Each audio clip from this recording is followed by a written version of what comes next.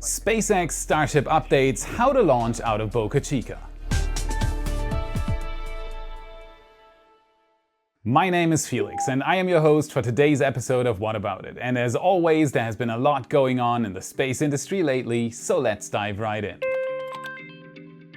What's going on in Elon Musk's head? What kind of plan does his team of engineers have when it comes to the SpaceX Starship program? Those are the questions that make us connect the dots twice a week on my channel. That's what makes us dig deeper together. So for the 105th time, bear with me while I try to tell the story for you. Mauricio is helping us greatly by providing the best pictures out there right now, and at the same time he's keeping it free for all. Lawyers should not be part of all this, and a few still agree with that philosophy. After all, only teamwork will enable us to achieve the goal of becoming multiplanetary. Mauricio deserves support for this, so if you can spare the coin, head on over to his Patreon and give him some coffee money for what he's doing for all of us. Mauricio, you rock! That being said, let's focus our attention on the bird's eye view once more thanks to him and find the clues for another chapter of the Boca Chica Starship story. What you see here is the SpaceX Starship construction site in Boca Chica, Texas on July 14th. The pictures are taken out of a Cessna at 1500 feet above sea level to not disturb SpaceX's peace and obey the NOTAM that's in place when SpaceX is preparing for test activity. And looking at the footage, it becomes clear pretty fast that SpaceX is preparing all sorts of things again. SpaceX is continuing to increase the footprint at the construction site day by day. Do you see the red semi-truck? In March, when I did my trip down to Boca Chica, I was walking there with Maria Pointer and Mike from my team. Fire ants and open spaces. We had a good view of the mid-bay. I was joking with Lewis from LabPadre how SpaceX would triple their footprint by the end of the year, and all of this would turn into a Star Wars Mos Eisley spaceport in no time. You will never find a more wretched hive of scum and villainy. We were joking though. 4 months later, we're not joking anymore. SpaceX isn't joking. Their speed just keeps increasing and the size of the facility is rivaling large installations at the Kennedy Space Center by now. It's clear that Boca Chica will be a very important space center in the coming years with many rocket launches out of South Texas. 20 years from now, when according to SpaceX's plan a colony on Mars exists, people will look back to these pictures as the beginning of a new era in spaceflight. On the other side of the construction site we get the same picture. Do you see that little house there? That's where Maria Pointer lived until March this year. Back then the view looked like this. This picture was taken looking towards SpaceX standing next to her house. Those large tents in the distance are so far away you can't even see them on Mauricio's picture from July 14th. Only 4 months. And that's not the only thing SpaceX did in the short time.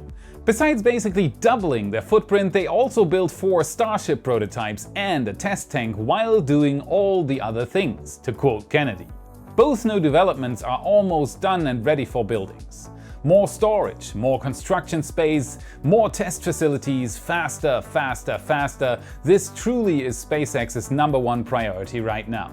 Not Starlink or Crew Dragon or anything else. Starship is supposed to be SpaceX's and hopefully also our future.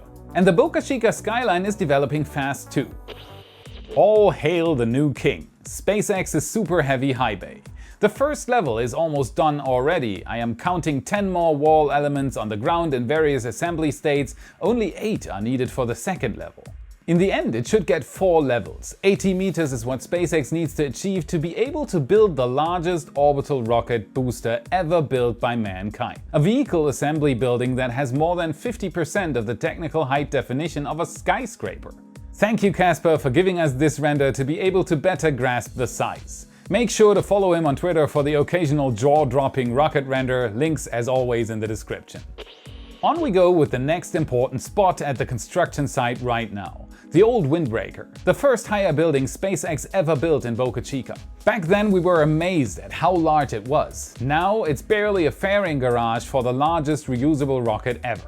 Say hi to serial number 6's nose. Well, maybe serial number 6's nose, as there is no official news on which prototype this nose is meant to be stacked on. What's much more important about this site though is that this is the first fairing since Mark 1 back in 2019. Every Starship prototype since then was just a so-called tank stack. The main methane tank, oxygen tank and engine bay of a Starship. not capable of any flights up to any meaningful speeds due to the missing aerodynamic nose cone. What happens if you fly a rocket at high speeds without a nose cone can be seen in SpaceX's Crew Dragon in-flight abort test footage. Crew Dragon separated and the rest of the rocket immediately became unstable and got ripped apart by aerodynamic forces. So this is a very important development. Maria Pointer took a very nice video right before they stacked the nose onto the 5-ring stack. It looks clean and well built. Improved manufacturing methods are showing all over the segment with precise rings and a nose cone that looks to be fit for at least a 20-kilometer test flight. Bottom line is, if Starship Serial number 5 flies, Starship Serial number 6 or 8, if 6 is only a backup for Starship Serial number 5, will most likely attempt Max Q. Let's get some data on supersonic flight characteristics, shall we? If you haven't done so yet, make sure to follow her YouTube channel to get some very well commented video updates from your local guide Maria Pointer. And that's all in 4K, by the way. You won't find any sharper footage from the ground out there. Link is in the description. Maria, you rock. So how about the launch site? Anything new there? You bet there is, so let's dive right in. Again, footage provided by Mauricio from RGV Aerial Photography above and Maria Pointer on the ground. Dream team in action again. And even at first glance, the massive changes become apparent immediately. The launch site is undergoing massive changes right now, connecting the different parts and ramping up the game even further. The grading and preparing of new land between the tank farm with the old test site and the new landing pad and the super heavy launch site is progressing fast. Soon, SpaceX will start connecting the fuel farm to the new launch stand under construction right now. From the ground we can see the patch right around the landing pad is perfectly flat now, and soon we should either see pavement or more concrete pouring work commence to make it permanent. So expect all this to be one large complex once work is done around the landing pad, with a convenient ramp leading past the pad towards the super heavy launch site behind it to transport prototypes to and from the site. Yes! Liked the update so far? Then click the like button, subscribe to the channel and maybe even consider becoming a patron to give some vital support. Link is in the description.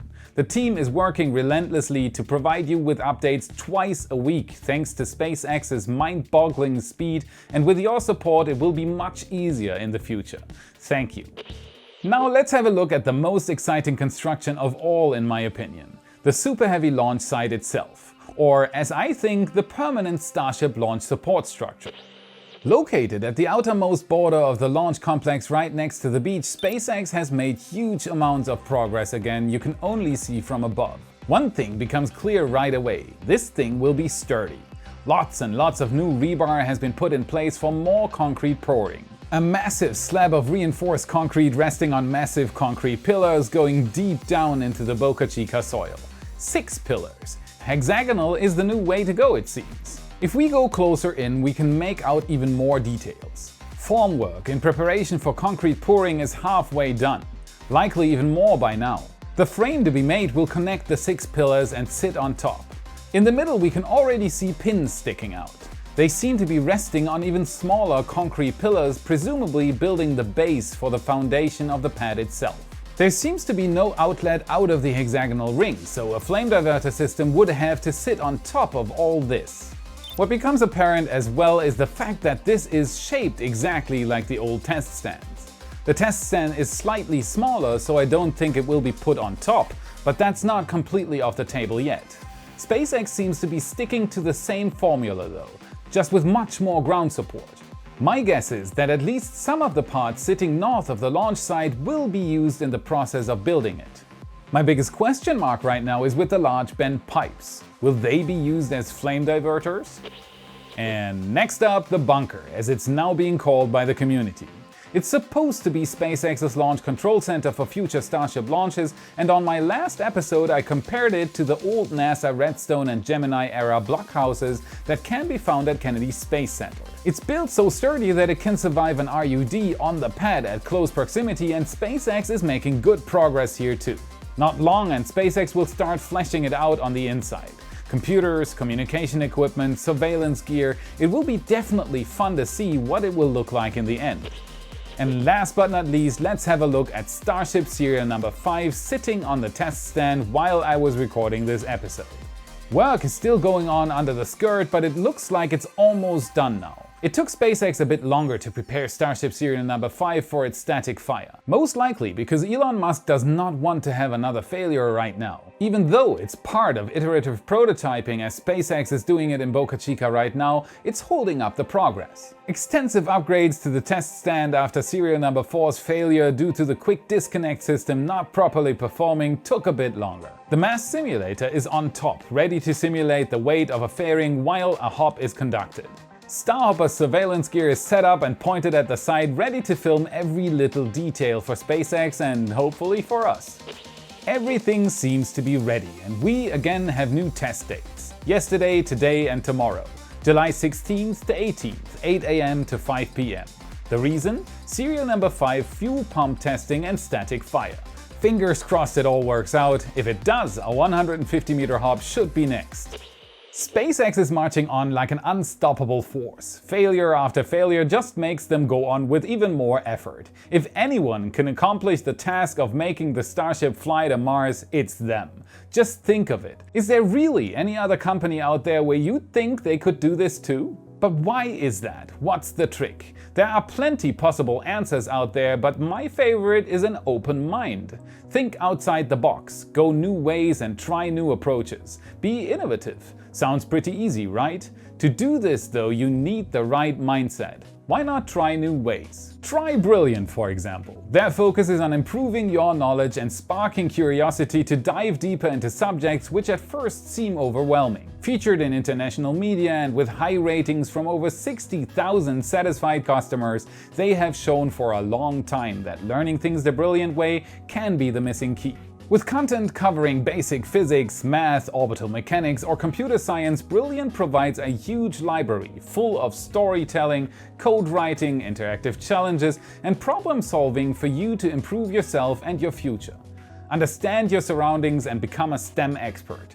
Brilliant makes that easy with interactive exploration and a mobile app that you can take with you wherever you go.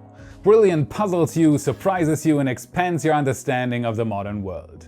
To learn things the Brilliant way and at the same time support What About It, go to brilliant.org/whataboutit and sign up to try out over 60 interactive courses for free. And if you choose to get the premium subscription, the first 200 people to join through the link will get 20% off their annual premium subscription.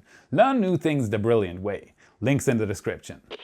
Today's Patreon and YouTube member shoutout goes to Huber Zepp, Jakob Handschuh and many others for going above and beyond supporting me and the team.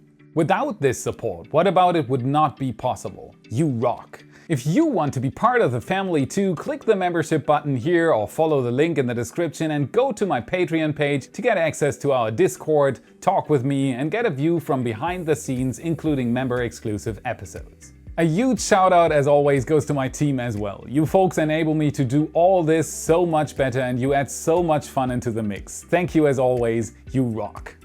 So this wraps up today's episode of What About It? What will SpaceX's Boca Chica look like in 6 months from now, and will Starship Serial number 6 do a supersonic flight? As always, tell me in the comments. Taken out of a Cessna at 15... What the fuck? Fucking hate the bird.